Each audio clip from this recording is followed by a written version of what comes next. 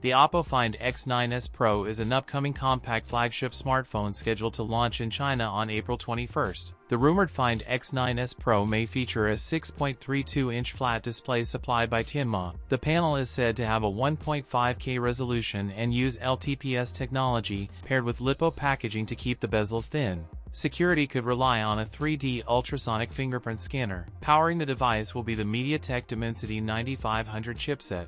As for the cameras, the primary camera is said to use a 200MP Samsung HP5 sensor, another 200MP HP5 sensor and a 3x periscope telephoto setup, a 50MP ultra-wide camera, a battery larger than 7000 mAh.